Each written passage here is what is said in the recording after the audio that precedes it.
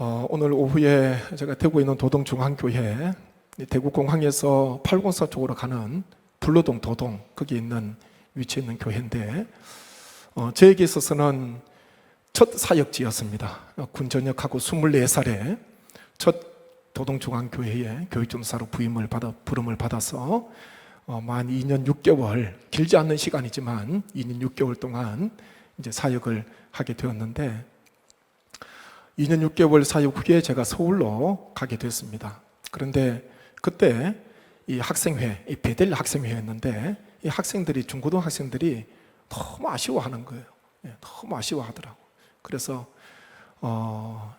이제 학생들이 추억의 앨범을 만들어 줬는데, 제가 그것을 다시 꺼내서 쭉 봤습니다. 이 바인더가 꽤 두꺼워요. 안에 사진도 있고 편지도 있고, 맨 끝에는 자기들 주소, 전도사님 꼭 편지 보냈어요. 그래서 자기들 안 보내면서 주소로 다 적어 놓고 해서 수십 명, 그때 한 50명 정도 모였거든요.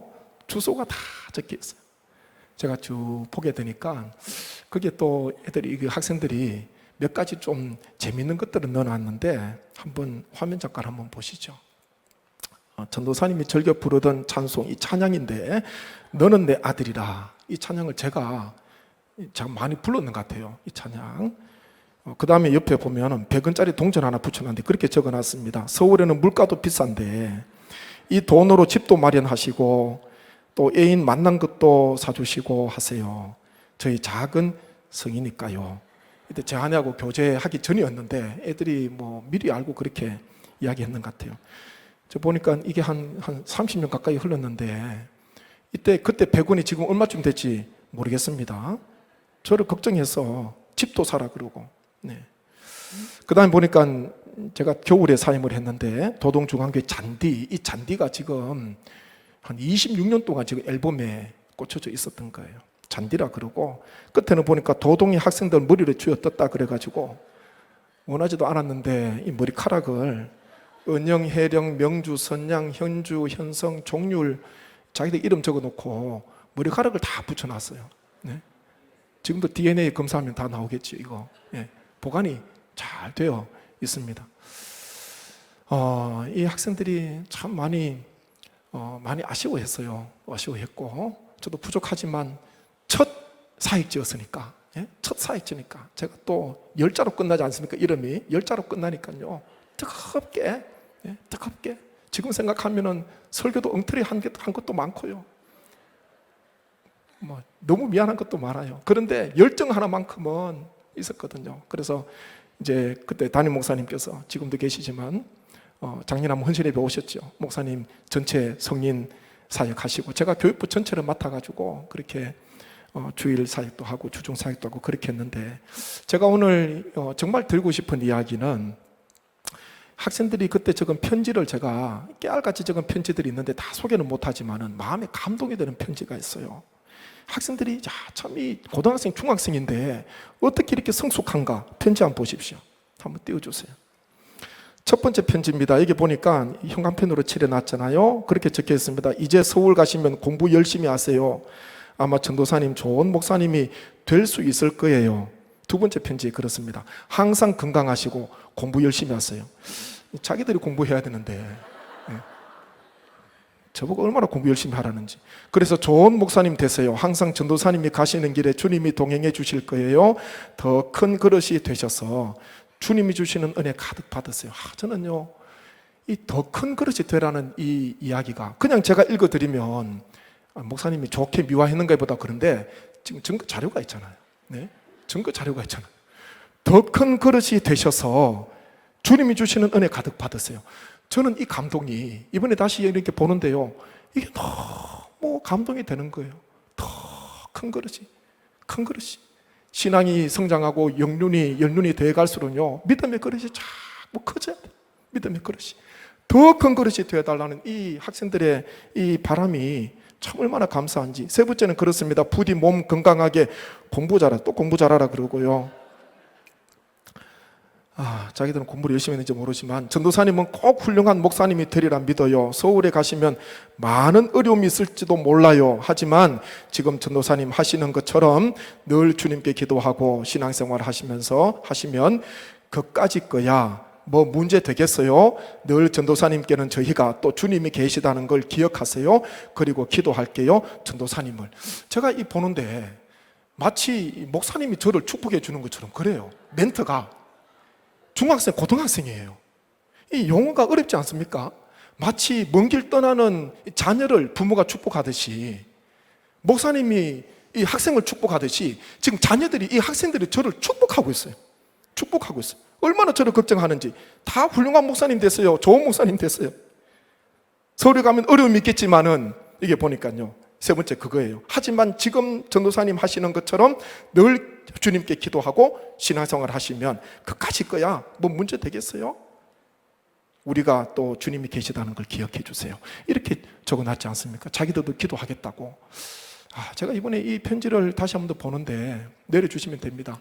이 마음이 얼마나 감동이 되는지요. 마음이 얼마나 감동이 되는지. 지금 축복을 하고 있잖아요. 축복을 하고 있어요. 자기들은 지금 자라나고 성장하는데 축복을 하고 있어요. 그 당시에 학생들이요 수련회 가면은 기도를 중단시켜야 될 정도로 얼마나 기도를 뜨겁겠는지 모릅니다. 학생들이 지금 다 30대 후반 40대 아마 초반이 되어 있을 건데 기도를 얼마나 뜨겁겠는지. 기도를 중단을 시켜야 되고 수련회 다녀오면요 3박 4일 다녀오면은 다 저부터 시작해서 다 목이 쉬었어요.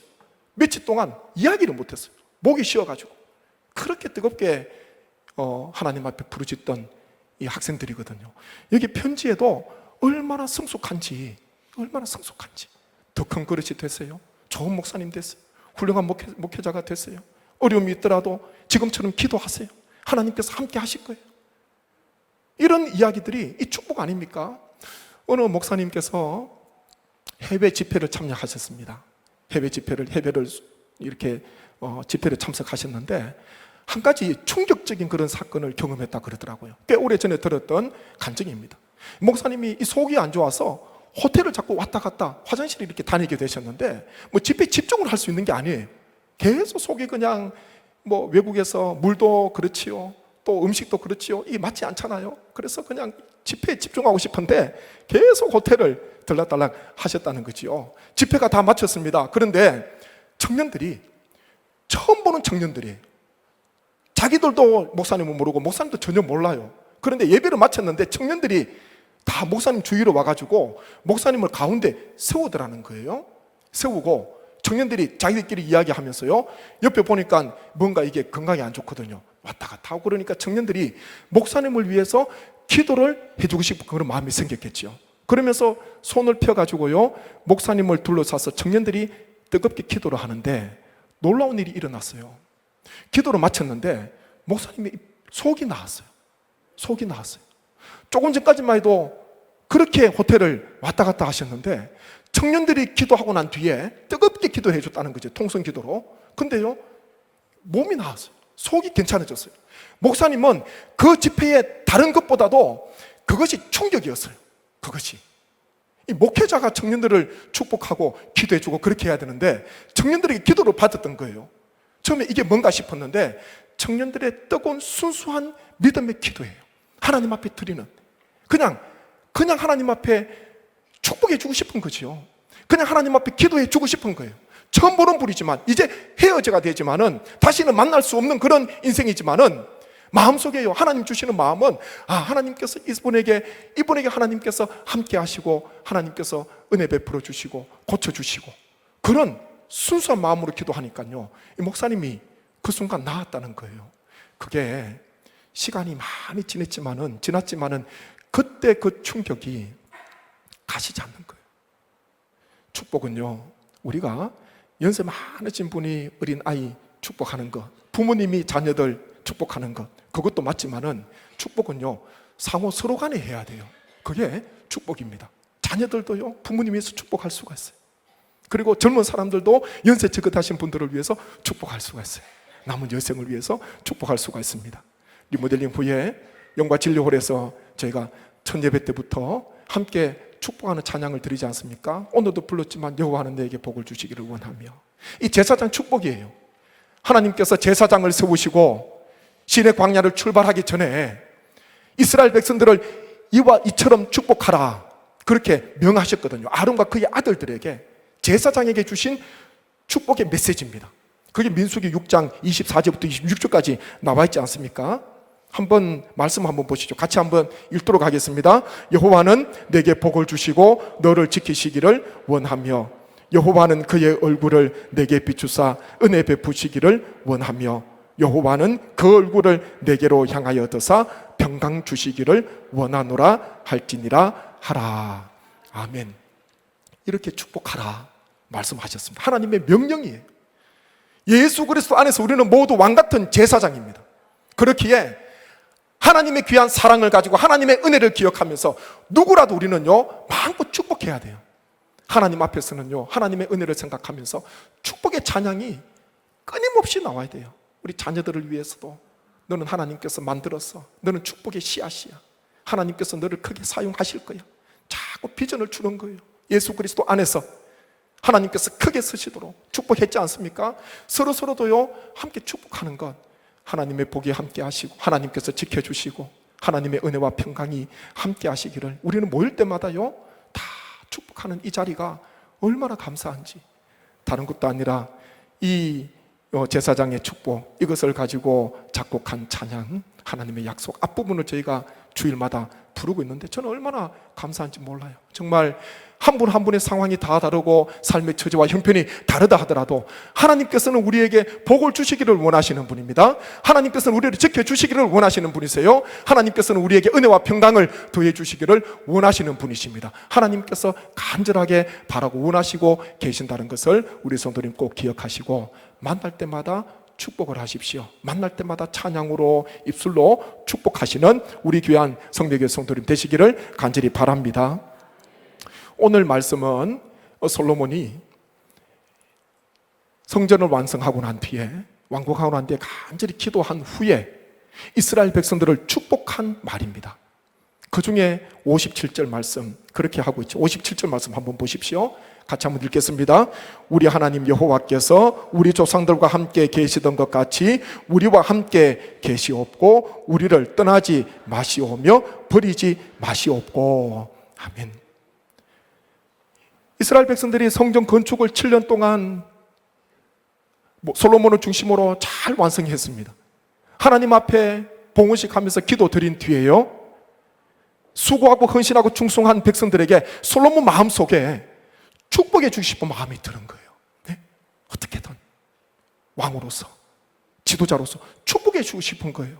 그래서 이 백성들에게 기도가 끝난 다음에 축복하는 말씀이지 않습니까? 우리가 이 어려운 때에 온 성도가 다 헌신하시고 충성하셔서 한마음 한뜻 되어서 기도로 말씀으로 성전 리모델링을 새롭게 하였습니다. 40년 만에 예배당을 새롭게 완공했지 않습니까? 제 심정이요 솔로몬의 마음이에요.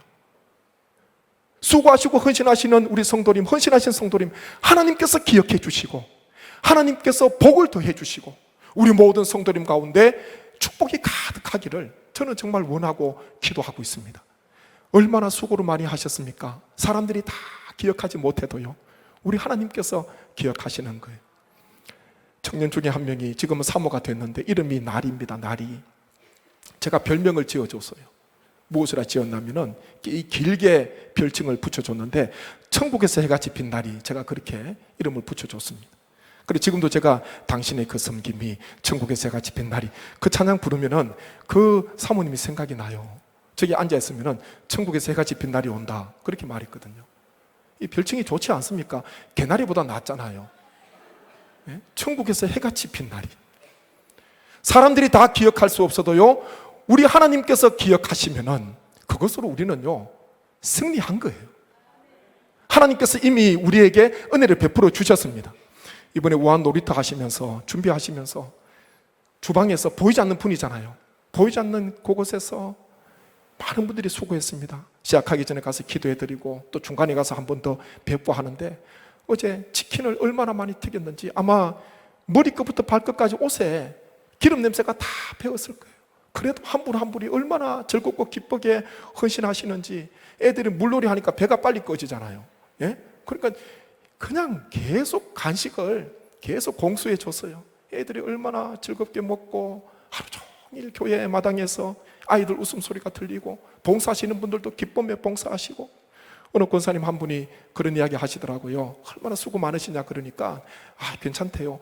후손들을 위해서 심는 거래요. 저는 그 이야기가 저 너무 은혜가 됐어요. 은혜가 됐어요. 내 당대가 아니라 후손들을 위해서 지금 헌신하고 계신다는 것, 그 믿음이 얼마나 감사합니까? 후손들을 위해서 지금 어버이로서, 믿음의 선진으로서 하나님 앞에 지금 행하고 있는 것입니다. 보는 것이 얼마나 좋습니까?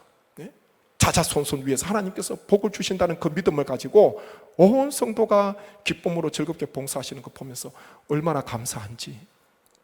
하나님께서요, 우리 가운데 놀라운 은혜를 베풀어 주시고 하나님의 복이 우리 모든 성도님 가운데 함께 하시기를 바랍니다. 솔로몬은요, 첫 번째 축복한 내용이 무엇입니까? 좀 전에 읽었던 말씀이에요. 조상들과 함께 하신 하나님께서 우리와도 함께 하시고 떠나지 마시고 버리지 마옵소서. 그 기도예요. 함께 해주옵소서. 우리와 함께 해주옵소서. 임마누엘의 복은요, 복 중에 복인 줄로 믿습니다. 하나님께서 우리와 함께 계신다. 하나님께서 우리와 함께 하신다. 이 복이에요. 하나님께서 죄인 우리를 찾아오셨잖아요. 독생하셔서 우리를 찾아오셨어요. 죄 가운데 찾아오셨어요. 우리를 살리시고 십자가 지셨어요. 임마누엘, 예수님께서 우리와 영원토록 함께 하신다는 이 복이 얼마나 귀하고 감사한지 모릅니다. 솔로몬은요, 축복하면서 첫 번째가 우리와 함께 해주십시오.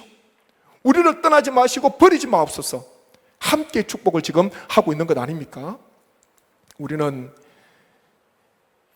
요셉의 삶을 잘 알고 있습니다. 요셉의 일대기가 창세기 37장부터 50장까지 17세 소년 요셉, 꿈꾸던 요셉부터 시작해서 마지막 애국에서 110세에 입관하는 그 모습까지 창세기 무려 14장에 걸쳐서 요셉의 일대기가 기록이 되어져 있거든요. 근데 그 가운데 요셉에게 얼마나 큰 아픔이 있었습니까? 17세 소년이었을 때 형들에게 미움을 당해서 하루아침에 생이별을 하게 되었어요. 아버지 집 가나안 땅을 떠나게 되었습니다. 낯설고 무슨 그 애굽 땅에 노예로 가서 생활을 해야 되는 그 어린 나이잖아요. 이 인생 어떻게 되겠습니까? 그게 끝난 것 아닙니까?